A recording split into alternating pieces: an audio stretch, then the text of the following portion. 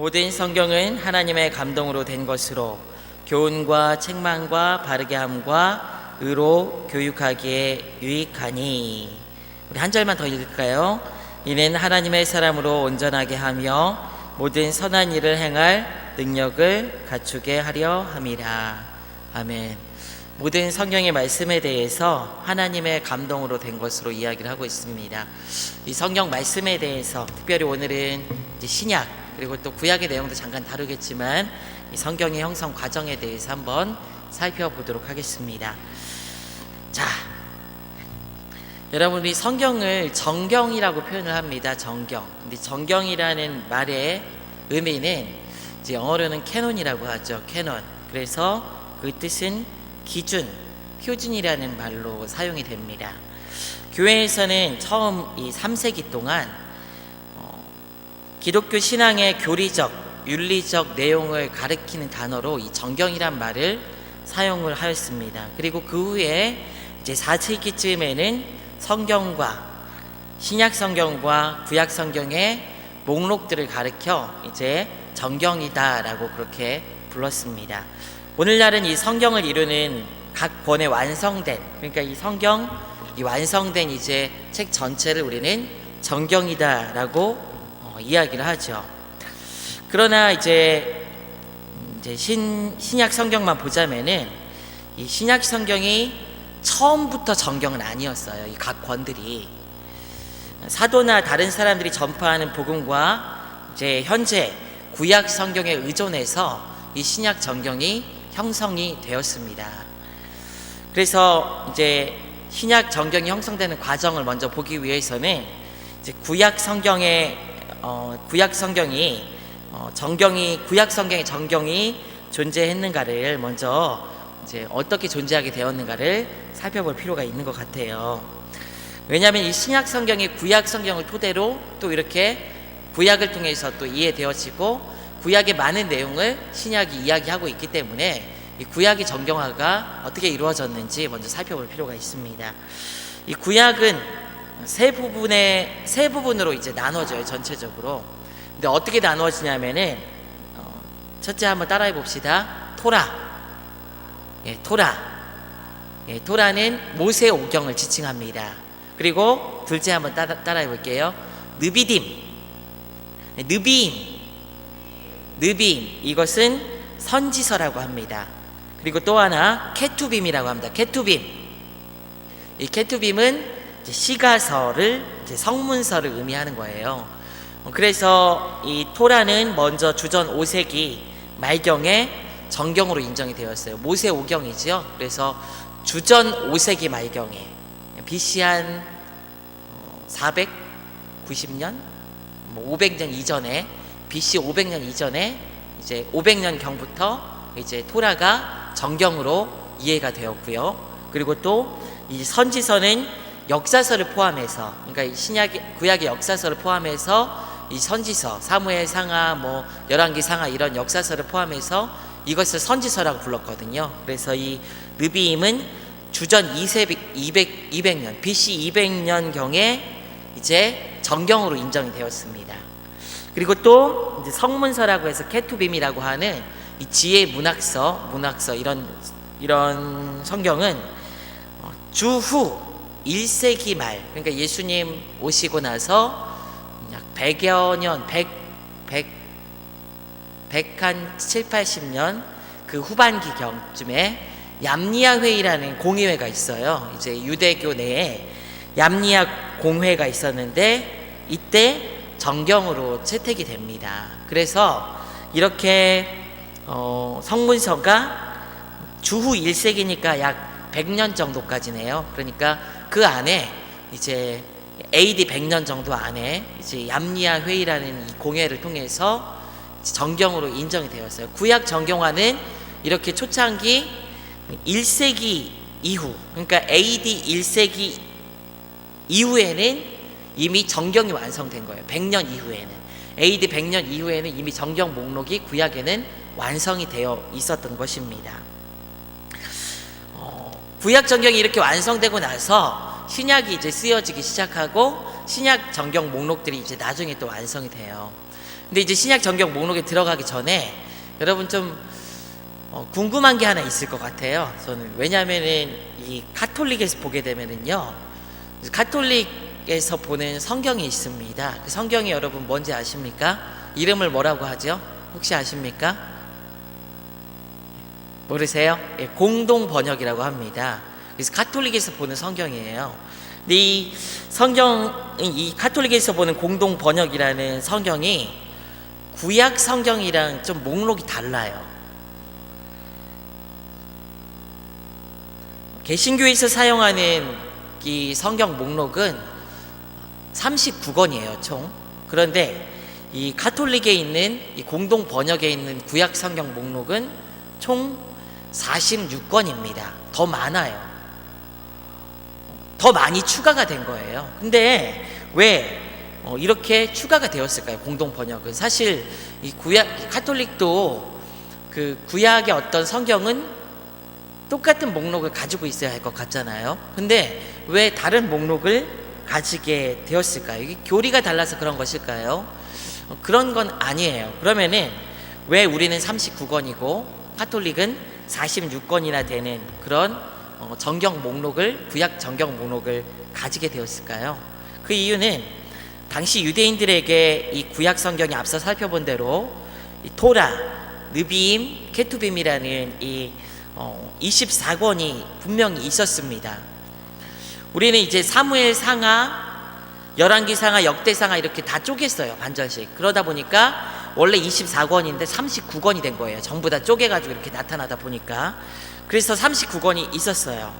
근데 앞서 살펴본 대로 이제 정경화에 대한 논의가 앞서 많이 있었습니다. 무슨 모세 오경이 정경화된 때가 있었고, 또 그리고 또 이제 예언서가, 이제 선지서가 정경화된 때가 있었고, 그 다음에 이제 얌리아 회의라는 그런 회의를 통해서 지혜서가 들어오는 그런 정경화된 때가 있었어요. 그래서 어쨌든 1세기경까지는 다 그렇게 됐다고 제가 말씀드렸잖아요.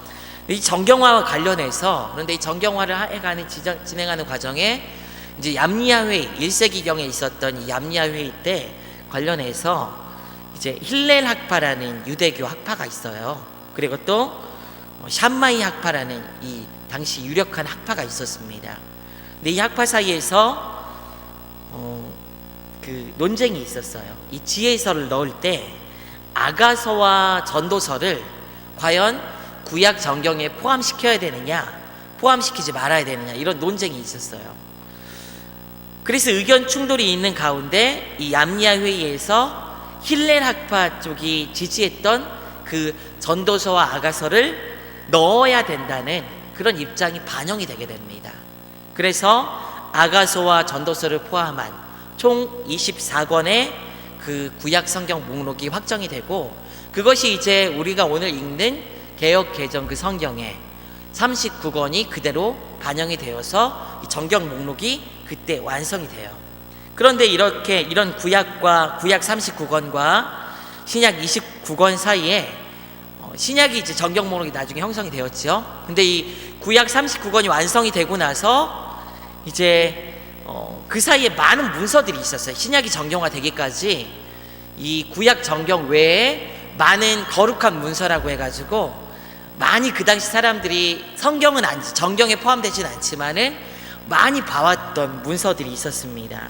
그래서 중간기 문헌들이라고 하는데, 저희가 중간기를 그 전에 살펴봤잖아요. 근데 이 중간기 문헌들이라고 하는데, 이때 외경, 위경, 그리고 뭐 사해사본과 같은 그런 성스러운 문서라고 이야기되어지는 많은 다른 책들이 있었어요.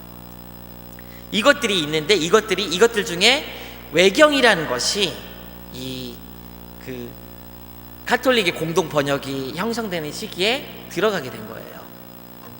이 외경이 어떤 식으로 들어가게 됐냐면은, 당시 이집트의 알렉산드리아에서는 이 중간기 때 제가 말씀드렸지만은 이 알렉산드리아 도서관에서 업적이 하나 있다고 말씀드렸잖아요. 그 업적이 무엇이냐면은 구약의 성경을 신약 이제 당시 이제 코이네라는 당시 헬라 방언으로, 헬라 좀 이방 방언으로 번역을 했다고 했잖아요. 그래서 헬라어로 번역한 구약 성경을 이제 이 알렉산드리아에서 소유하게 되었습니다. 이 과정이 마치 얼마나 시간이 걸렸냐면 200년이라는 시간이 걸렸어요. 그래서 200년 동안 구약 성경의 그 히브리어로 된 구약 성경을 헬라어로 번역하는 작업을 했고, 그래서 200년에 걸쳐서 번역된 이 39권의 목록이 그때 이제 완성이 되어서 도서관에 딱 소장이 되거든요. 그리고 거기에 이제 이 70인역이라고 하는 이 헬라 구약 성경에는, 헬라어로 된 구약 성경에는 이 구약에 앞서 이야기한 이제 오늘날은 39권이지만 당시 24권이었던 이 성경 목록 외에도 이 70인역이라는 이 성경 안에는 후대에 15권이 더해지게 됩니다. 외경 15권이 더해지게 돼요. 그래서 BC 5년경에는 BC 5세기경에는 이 54권으로 이 70인역이 늘어나게 돼요. 구약 성경 목록이. 그러니까 오늘날 우리가 가진 성경이 아니라 70인역 중에서 이 구약 성경 목록이 늘어나게 돼요. 15권이 추가가 돼가지고. 그런데 이 70인역이 이제 헬라말로 번역이 되어서 당시 이제 성경이 막 복음이 증거되고 그러면서 어떻게 되냐면은 이 헬라말로 번역이 됐으니까 헬라말이 당시 뭐라고 했죠? 표준어였어요. 오늘날 영어 같은 거라고 말씀드렸잖아요. 그래서 유럽 전역으로 다 퍼지게 됩니다. 이 70인역이. 그러면서 유대 본토에서는 앞서 이야기했던 24권, 39권 이 목록이 이제 구약 정경으로 확정이 되었는데 70인역이 확 퍼지면서 유럽이나 막 다른 어떤 그 당시 고대 그 지역에 있었던 그 유력한 지역, 로마를 중심으로 한 그런 지역에는 70인역이 퍼지면서 이 성경이 이제 일반화되게 된 거예요. 그러면서 이제 70인역이 이제 많은 이방 지역에서 사용이 되게 된 거죠. 그러다가 앞서 살펴본 이 얌야 회의에서 아가서와 전도서의 정경화 여부에 따라서 회의가 진행되고 구약 24권 표준 성경으로 이제 39권이 정경으로 선택되고 70인역에 포함되었던 나머지 15권의 15권의 후기 문서는 정경으로서 자격이 없다라고 얌야 회의에서 얘기를 해버리거든요. 근데 이미 70인역은 다 퍼져버린 상태예요.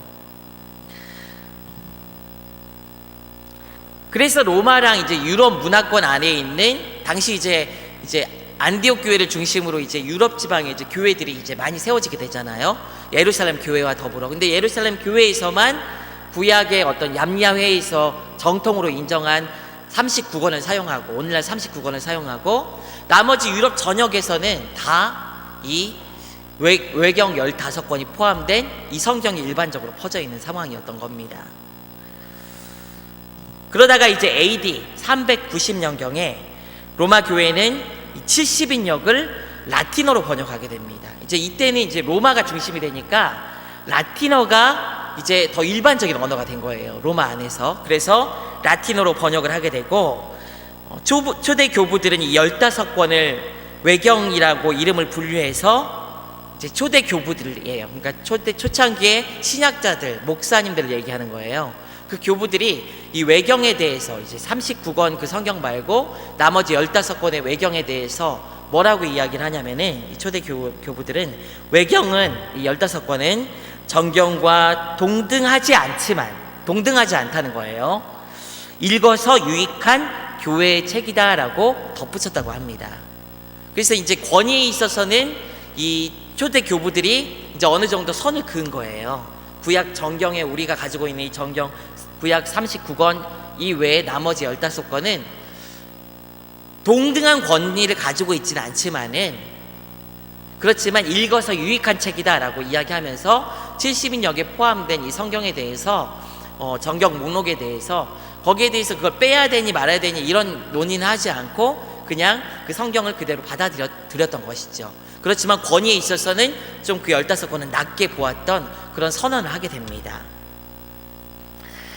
그러면서 이제 번역된 성경이 무엇이냐면은 불가타 성경이라는 그 성경이 있어요. 라틴어로 번역된 최초의 라틴어 성경이에요. 그래서 불가타 성경이라고 하거든요. 그 성경이 이제 종교개혁 당시까지도 이제 종교개혁이라고 하니까 이제 개신교가 이제 카톨릭에서 빠져나온 그때잖아요. 이 517년 루터가 이제 종교개혁을 하면서 개신교가 빠져나오기 그 전까지 이 불가타 성경이 교회 안에서 권위 있는 성경으로 받아들여지고 이해되어지고 그 성경을 사용했던 거예요. 그러니까 그 이전 종교개혁 이전 시대에는 부교랑 신교랑 같이 포함된 그 교회 안에서는 이 불가타 성경을 사용하면서 구약의 어떤 정경 목록을 카톨릭이 사용하는 그 정경 목록을 그대로 여전히 사용하고 있었던 것입니다. 그 후에 이제 종교개혁 이후에 이제 이 구교와 개신교가 분리가 되잖아요. 그러면서 이제 개신교 성경이랑 공동번역이 나누어지게 된 거예요. 근데 왜 이 개신교 성경은 그럼 불가타 성경에서 그대로 가져오면 똑같은 정경 목록을 가지고 있어야 되는데 왜 다른 정경 목록을 가지게 됐냐? 그 이유는 무엇이냐면은 루터가 종교개혁을 하면서 성경을 새로 번역을 합니다. 근데 이 번역을 할 때 어떻게 번역을 하게 되냐면은 히브리 원어 성경을 가져와서 번역을 하게 돼요. 그러니까 유대인들이 사용했던 그 히브리 원어 성경을 가져와서 번역을 하게 돼요. 그러다 보니까 공동 번역에 포함된 이 15권, 이제 나중에 이제 카톨릭에서는 이 15권이 아니라 이 공동 번역으로 확정 지을 때는 이 15권이 아니라 나머지 2권, 4권은 빼요. 그래서 11권을 이제 제2경전이라고 해서 공동 번역으로 이제 딱 확정을 지어버리거든요. 그 성경으로, 그 카톨릭에서 사용한 성경으로. 근데 이것에 반발해서 루터가 딱 나오면서 히브리 성경으로 번역하면서 외경은 절대로 구약 성경, 오늘날 읽는 우리가 읽는 이 성경은 외경이 포함되지 않는 유대교회에서 이제 정통적으로 인정했던 그런 그 구약 정경 목록만 포함한 39권이 이제 성경으로 확정이 된 거예요. 그래서 구약 성경이 오늘날까지 우리에게 이어지게 된 것입니다. 이 구약 정경화 과정이 굉장히 복잡한 듯 보입니다. 근데 하나님께서 이렇게 어쨌든 다양한 어떤 방법들을 통해서 오늘날 우리에게 주신 이 39권의 말씀은, 구약의 말씀은 여전히 변함없는 하나님의 말씀으로 그 과정들을 통해서 우리에게 주신 말씀임을 여러분 믿으시기 바랍니다. 이런 과정을 통해서 구약이 형성되었어요. 근데 이 구약의 많은 부분을 포함하고 있는 이 신약 성경, 이제 우리 신약에 대해서 보고 있죠. 이 신약 성경은 어떻게 그럼 정경화가 되었을까요? 확실한 거는 구약보다는 더 이후에 정경화가 되었다는 것은 확실합니다. 이 신약 성경이 어떤 과정을 겪게 되냐면은 처음에 제가 정경이라는 것이 무엇이라고 말씀드렸냐면은 그 목록이라고 말씀드렸어요. 책 목록이라고 말씀드렸어요. 신약이 27권이잖아요. 근데 27권이 어떻게 우리가 읽는 이 성경 안에 정확히 하나님의 우리에게 주신 그 변함없는 하나님의 능력의 말씀으로 확정되게 되냐면은 그 과정도 있어요. 처음에 이 정경 목록이 처음 사용된 목록이라고 해서 처음 나온 그때가 언제냐면은 이제 마르시온이라는 이단이 있어요. 당시 이 마르시온이라는 사람은 AD 85년경부터 150년경까지 이제 활동했던 교회, 처음에는 이제 교회 안에 포함됐겠죠. 활동했던 이단입니다. 근데 이 사람은 스스로 바울의 후계자라고 자처했지만은 구약을 인정하지 않고 신약만 인정했던 사람이고, 그 다음에 예수님의 인성을 인정하지 않았어요. 그래서 구원론에 있어서 문제가 있고, 가연설이라고 제가 이단을 말씀드렸는데, 이전에 몇 번 말씀드렸는데, 가연설이라는 이단은 이 땅에 예수님께서 오셨지만 사람으로 오신 게 아니라 신이심에도 불구하고 사람처럼 보인 것이다 라고 이야기하는 이단입니다. 그러니까 예수님의 인간적인 어떤 연약함이나 인간적인 어떤 육체의 모습을 인정하지 않는 이단이 가연설이에요. 그런데 이 마르시온이 그런 주장을 했던 사람입니다. 당시 이제 영지주의라는 이단이 있었는데 이 이단의 영향을 받은 것 같아요. 그래서 이런 이단의 어떤 그런 빠졌던 사람을 따르는 마르시온 주의자들이 처음 정경 목록이라고 해가지고 신약 정경 목록이라고 해서 그 책을 우리는 이 책만 인정한다라고 이야기하면서 만들어 목록이 있어요. 그래서 거기에는 이제 구약은 전체 거부를 하고요. 그 다음에 오직 한 복음서만 그들이 따랐습니다. 누가복음이 약간 좀 이렇게 편집된 것 같은 그런 복음서예요. 그 복음서랑 그리고 바울의 목회 서신서를 제외한 10개의 서신서가 있거든요. 그 서신서만, 그러니까 누가복음과 비슷한 그 그 복음서 하나, 그리고 바울의 10개의 서신서를 합친 그 정경 목록이 그 성경들이 바로 신약의 정경이다라고 이야기하면서 그들이 이제 남긴 문서들이 있어요. 그것이 최초의 정경 목록입니다. 근데 이게 신약 성경의 정경 목록이다, 최초 정경 목록이다라고 얘기하기에는 좀 어려움이 있는 것 같아요. 오히려 어떻게 봐야 되냐면은 이 이단들이 정경 목록을 정경이다라고 얘기하면서 이걸 세워놓은 것이 교회로 하여금 바른 신약의 정경을 세우게 하는데 자극을 줬다라고 이야기하는 게 맞을 것 같습니다. 이 마르시온뿐만 아니라 이제 몬타누스주의자들이 있었어요. 근데 이 사람들은 열광적인 종말론주의자들입니다. 그래서 157년경에 소아시아에서 이제 시작이 되었어요. 금욕주의를 주장하면서 종말이 곧 온다라고 이야기하면서 주장했던 사람들이에요. 그러면서 이들이 예언서를 따라가고 그러면서 성경에 대한 좀 목마름들이 이제 교회 안에 생겨나게 되었어요. 그러니까 권위 있는 책, 하나님께서 우리에게 주신 말씀이 무엇인가에 대한 그런 논의들을 교회 안에 일으킨 존재들이 바로 이 이단들이에요. 여러분, 이단들 우리는 막 욕하잖아요. 근데 물론 우리에게 교회 안에 바른 신앙생활을 하는 우리들은 경계해야 되고 멀리 해야 되고 또 그 안에 있는 사람들이 교회에 들어올 수 있도록 우리는 또 할 수 있으면은 노력을 많이 해야 되는 것이 사실입니다. 그럼에도 불구하고 이 이단들의 역할도 있는 거예요, 여러분. 이 역할들을 했던 거예요. 신약 성경의 정경화하는데 자극을 줬던 것들이 바로 이 이단들이에요. 참다운 하나님의 말씀이 무엇이냐, 우리가 따라야 되는 하나님의 말씀이 무엇이냐라는 것을 고민하게 했고, 교회 안에. 그래서 정경화가 훨씬 더 가속화되었습니다, 신약 시대에. 그래서 이제 최초에 오늘날 이제 우리가 가지고 있는 신약의 이 27권과 거의 많이 비슷한 그런 목록이 이제 나오게 되는데, 그것이 무엇이냐면은 무라토리 정경이라는 이 목록입니다. 2세기 말에 지금 우리가 사용하는 이 정경 목록을 이제 많이 반영을 해요. 그래서 마태, 마가복음은 나타나지 않지만은 여기에 들어가지 않아요. 그런데 누가복음을 제3의 복음, 그리고 요한복음을 제4의 복음이라고 이야기합니다. 그러니까 제3의 복음, 제4의 복음이라고 하니까 앞에 제1의 복음, 제2의 복음도 있을 거 아니에요. 그러니까 마태, 마가복음을 전제하고 있는 것이죠, 이거는요. 그래서 이 복음서에 대한 것도 이야기를 하고, 그리고 또한 누가를 모든 사도들의 행적을 기록한 자로 인정을 합니다, 이 사람은요. 이 정경 목록에서는요. 그래서 13개 바울 서신을 바울의 저작으로 인정을 하고, 그리고 여기에 2개의 요한 서신, 그리고 유다서도 포함시킵니다.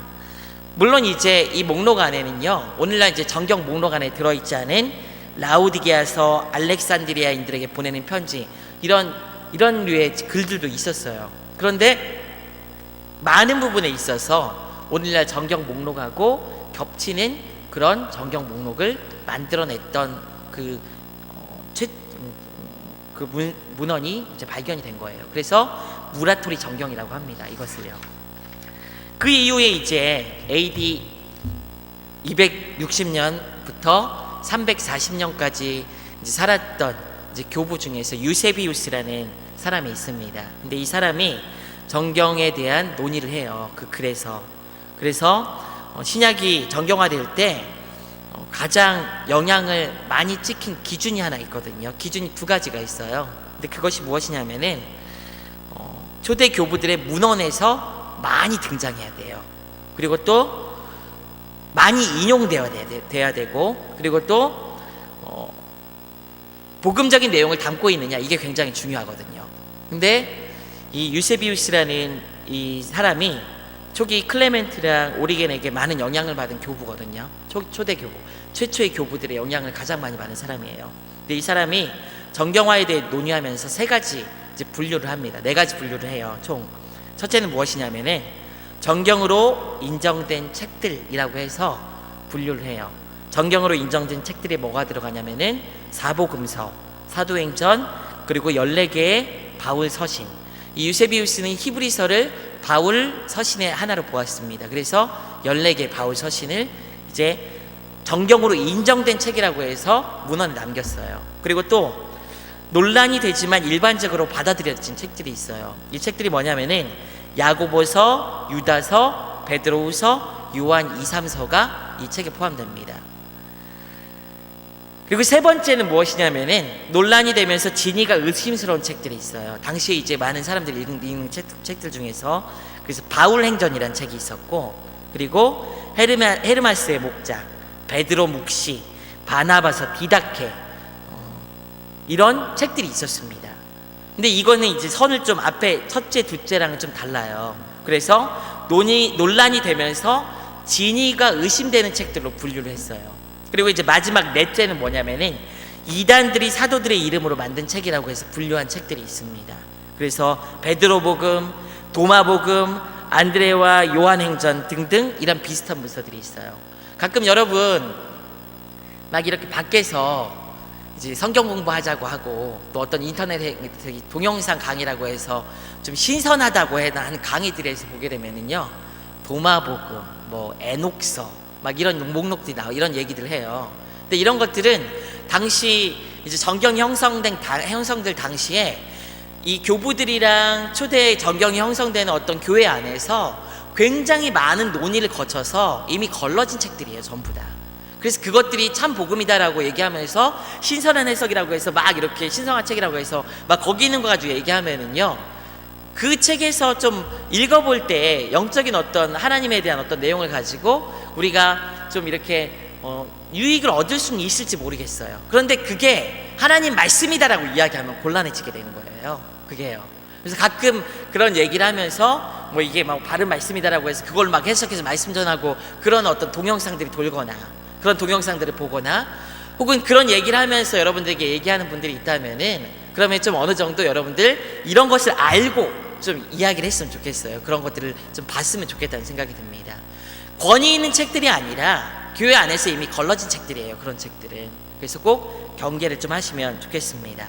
그렇게 이제 정리하면은 이래요. 유세비우스 이야기를 정리하면은 사복음서와 사도행전, 그리고 13개의 바울 서신, 베드로전서, 요한 1서는 교회 이제 유세비우스 당시, 그러니까 AD 3세기 당시, 3, 4세기 당시에 이미 정경 목록에 거의 완성이 되어 목록에 들어갔던 거예요. 그리고 유세비우스 시대에는 이미 신약 정경의 나머지 부분도 어느 정도 윤곽이 이제 딱 잡혀가는 어떤 시대였던 겁니다. 그리고 나서 이제 아다나시우스의 부활절 서신이 있어요. 그 이후에 살펴볼 수 있는 AD 367년에 이 부활절 서신이 이제 목록인데요, 이제 쓰여졌는데 신약 성경처럼 27권만 수록한 최초의 목록이 여기서 발견이 됩니다. 그러면서 이제 우리가 하나 확실히 알 수 있는 게 있어요. 이제 AD 4세기경까지는 이제 367년, 그러니까 AD 4세기 그 이후 그 중반기까지는 이 정경 목록이 어느 정도 교회 안에서 많이 일반적으로 받아들여졌어요. 그리고 결정적으로 AD 397년 있어요. 했던 회의가 있는데 카르타고 공회라는 회의가 있습니다. 이때 교회에서 공적으로 이제 선포를 해요. 하나님께서 우리에게 주신 신약 성경은 이 우리가 보는 이 성경 27권, 신약 성경 27권 외에 다른 책은 없다라고 공포를 하게 됩니다. 그래서 정경 목록이 이때 완성이 되고 지금까지 이제 입장이 변함이 없이 이어지게 된 것입니다. 정경은, 신약 정경이 이렇게 형성이 되었어요. 근데 이 정경이 형성되는 과정 가운데 우리가 정리를 해야 될 게 있습니다. 무엇이냐면은 세 가지 기준으로 이 정경이 형성이 되었다는 거예요. 첫째는 무엇이냐면은 믿음과 규범과의 일치를 이 정경에서 우리는 살펴볼 수가 있습니다. 교회에서 인정한 기독교의 교리와 일치하는가, 이것이 교회의 정경으로 확정되는데 중요한 질문이었던 거예요. 그러니까 교회에서 인정한 교리들이 제대로 반영된 책들이 걸러진 거예요. 그리고 또 하나, 사도들의 기록 혹은 사도들과 직접 접촉한 사람이 썼는가, 이것도 굉장히 중요한 거예요. 그러니까 사도들이 직접 기록한 책, 혹은 사도들과 접촉한 사람, 사도들과 직접 접촉한 사람이 기록했는가, 이것이 정경이 되는 과정에 있어서 굉장히 중요한 거예요. 교회는 사도들과 선지자들의 터 위에 세워졌다고 합니다. 그러니까 사도적인 어떤 그런 전통들이 우리가 오늘 믿는 신앙에 있어서는 굉장히 중요한 거예요. 그리고 또 하나의 문서가 모든 지역 교회들에 받아들여지고 사용되고 있는가, 이것이 이제 중요한 세 번째 기준이었습니다. 그래서 당시 교회 안에서 어떤 권위 있는 사람이 이런 기준에 따라 성경을 우리가 정경화해야 된다라고 이야기한 게 아니라, 이 신약 성경의 정경화 과정은 일반적으로 예수 그리스도가 전한 복음의 토대 위에서 사도들의 전통과 교리적인 어떤 정통 안에서 이 많은 교회의 어떤 논의들을 거쳐서, 교회 안에 있는 어떤 목회자들 그리고 지도자들의 논의들을 거쳐서 형성된 목록, 자연스럽게 형성된 목록이 이 신약 성경 목록입니다. 그래서 신약 정경의 궁극적인 그 기원은 어디에 있느냐? 복음과 사도들에게 있다라고 이야기할 수가 있어요. 그래서 우리는 이렇게 이야기할 수 있습니다. 저 한번 따라해 보겠습니다. 정경이 정경을 선택했다. 사람이 선택한 게 아니라 정경이 정경을 선택한 거예요. 카르타고 공회에서 앞에서 우린 역사적으로 이 카르타고 공회에서 이 신약 성경 목록을 공포했다고 얘기하면서 그때 정경 목록이 완성됐다고 했어요. 그런데 이것은 이제 실질적으로 그렇게 겉으로 보여지게 그렇게 표현된 것이지, 사실은 신약의 정경화 과정 가운데 꼭 짚어야 할 놀라운 사실이 무엇이냐면은, 전 세계적으로 세워졌던 교회가 거의 보편적으로 똑같이 이 신약 27권을 정경으로 인정했다는 사실을 우리는 꼭 기억해야 합니다. 그 사람이 한 게 아니에요. 이거는요, 하나님께서 교회를 통해서 교회 안에 이 하나님에 대해서 분명히 알 수 있고 예수 그리스도에 대한 명확하고 분명한 진리가 표현된 이 책들을 하나님께서 교회 안에 역사적인 어떤 전통과 그런 상황들 안에서 하나님께서 주도하셔서 우리에게 주셨다라고 이야기되어질 수 있는 것입니다. 로마 제국 전역에 흩어졌던 여러 교회들은 분명히 문화와 배경이 달라요. 그리고 신앙의 본질에 대한 교리적인 이해와 태도도 좀 다른 부분들이 있습니다. 이런 다양성이 있음에도 불구하고 신약 성경에 속한 책들에 대해서 일치된 의견을 그들이 전부 다 가지고 있었어요. 그래서 이 신약 27권을 신약 성경으로 받아들였다는 것은 굉장히 놀라운 사실입니다. 어떤 이해가 들어가지 않고 그들이 교회의 정경 목록들을 세워가는 데 있어서 반대하지 않고 일치된 견해를 가지고 하나 됐다는 것은, 이것이 하나님께서 주도하신 사건이라는 것을 우리에게 보여준다는 거예요. 그래서 우리가 성경을 대할 때 우리는 어떻게 대해야 될까요? 하나님의 간섭과 섭리 하에서 성경을 우리에게 주셨다라는 이 사실을 여러분 반드시 믿으시기 바랍니다. 성경에 대해서 여러분 의심하지 마세요. 성경을 믿어야지 우리는 하나님을 믿을 수 있어요. 성경을 믿지 못하는데 어떻게 하나님을 믿을 수가 있겠습니까? 가톨릭에서는 이 정경을 형성하는데 교회의 역할이 있다라고 얘기해요. 그러나 교회 정경을 형성하는데 관여하고 이를 확정하는 것은 교회가 아닙니다. 특정한 권위를 지닌 책을 인정하고 받아들이는 것, 그것이 교회의 역할인 거예요. 교회가 특정한 어떤 기준에 따라서 이 책은 성경이다라고 분리한 게 아니라, 교회의 역할은 무엇이냐면은 정경으로 인정된 이 책을 그냥 받아들이는 거예요. 그것을 하나님께서 역사 안에서 자연스럽게 보여주신 사건이 이 신약 정경화 과정 가운데서 나타나 있는 것입니다. 이렇게 성경의 권위를 인정한다면은 우리는 성경에 대해서 어떤 태도를 가져야 될까요? 성경 안에 각 권에 대해서 경중을 두어서는 안 됩니다. 이 모든 말씀은 우리에게 주신 하나님의 말씀이에요. 일찍이 종교개혁을 일으켰던 루터는 야고보서에 대해서 지푸라기 서신서다 이런 표현을 썼습니다. 왜냐하면 루터가 보기에 이 바울이 이신층의 교리, 자기가 이제 카톨릭에서 완벽하게 분리되어 나오는 종교개혁을 일으킨 동기가 교회 안에 만연했던 하나님의 복음으로 말미암아 예수 그리스도의 그 십자가로 말미암은 구원, 이것에 대해서 굉장히 이 루터가 회의감을 가지게 되었고, 그래서 교회에 많이 건의를 하다가 사실 루터는 이 교회 안에 속하고 싶었던 사람이에요. 카톨릭 정통 교회 안에.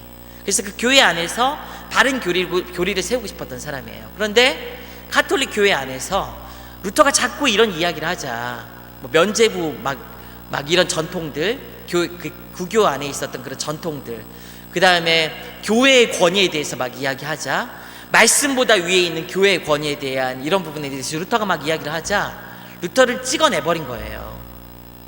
죽이려고 한 거예요. 그래서 루터가 거기서 종교개혁을 일으키게 되면서 이제 95개조 반박문을 내면서 종교개혁을 일으키면서 나왔거든요. 루터에게 있어서 가장 이렇게 중심이 되었던 말씀은 오직 은혜, 오직 말씀, 오직 그리스도, 오직 믿음, 이거였거든요. 오직 믿음. 근데 야고보서는 뭘 강조합니까? 믿음, 이것이 행위로 말미암아 증거된다. 그래서 행함으로 구원 얻는다라는 이야기를 야고보서는 하잖아요. 근데 사실 이것을 오늘날 우리는 신학적인 전통 안에서 이제 해석을 하니까 행함과 믿음이 떨어질 수 없는 것이라는 것을 알고 야고보서가 그렇게 썼다는 것을, 야고보가 그렇게 썼다는 것을 우리는 이해하고 야고보서를 봅니다. 루터는 그 행함에 대해서 받아들이지 못한 거예요. 그래서 이 야고보서에 대해서 지푸라기 서신서다라는 이야기를 하면서 야고보서를 멀리했어요.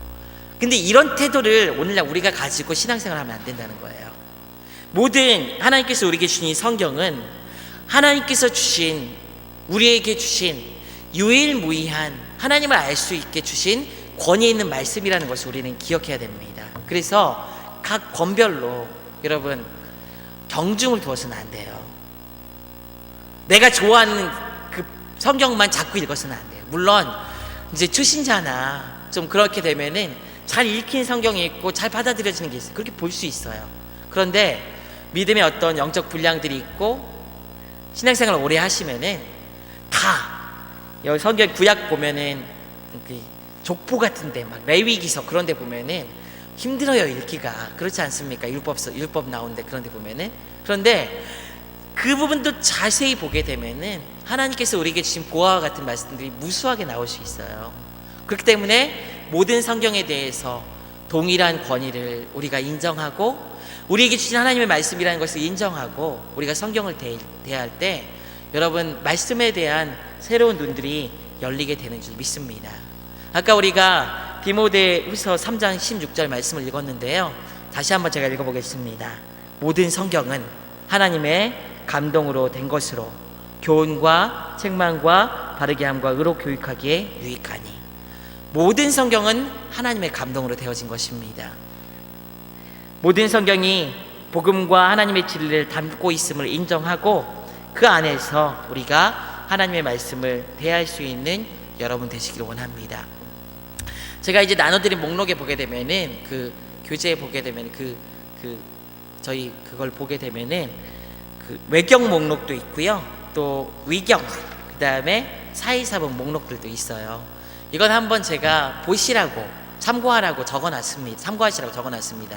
혹시 다른 혹시 여기서 나오는 무슨 토비트서 이런 얘기하거나 아니면 에녹서 얘기를 막 하거나 그럴 때 여러분 이거는 성경이 아니라 교회의 전통 안에서 이미 교회의 역사 안에서 걸러진 책이라는 것을 기억하시고 좀 어느 정도 안목을 가지고 그것들을 대하시라고 적어놨어요. 그러니까 한번 읽어보시고 머릿속에 넣어두시면은 여러분들이 다른 어떤 이단들이랑 혹시 맞닥뜨리거나 그럴 때 당황하지 않으실 것 같아요. 그러니까 참고하시길 바랍니다. 그리고 꼭 기억하셔야 되는 것은 위경, 외경, 그 다음에 그 다음에 또 사회사본 이런 사본들이 있거든요. 이런 것들은 하나님에 대한 진리를 어느 정도 포함할 수는 있어요. 그런데 그게 변함없는 하나님의 말씀은 아니라는 것을 여러분 꼭 기억하시면 좋겠습니다. 우리가 가진 이 성경이 유일무이하게 하나님께서 우리에게 주신 말씀을 기억하시고 이 성경을 마음으로 진실하게 대할 수 있는, 믿음으로 대할 수 있는 여러분들이 되시기를 원합니다. 다음 시간에는요, 그래서 이 성경의 영감설에 대해서 한번 살펴보도록 하겠습니다. 어떻게 감동되었는지, 그리고 또 성경 무호설에 대해서 한번 나눠보도록 하겠습니다. 감사합니다. 수고하셨습니다. 기도하고 마치도록 할게요. 네. 하나님 감사합니다. 성경을 우리에게 주실 때도 하나님께서 역사 안에서 하나님의 방법을 통해서 놀랍게 역사하셔서 구약 39권과 신약 27권을 우리에게 주신 줄 믿습니다. 주님, 우리에게 주신 이 성경 말씀을 귀히 여기고 편식하지 않고 모든 성경의 말씀을 하나님의 말씀으로 받아들이며 믿고 따라갈 수 있는, 그렇게 성경을 대할 수 있는 믿음을 우리에게 더하여 주시옵소서. 감사드리며 예수 그리스도의 이름으로 기도드리옵나이다. 아멘.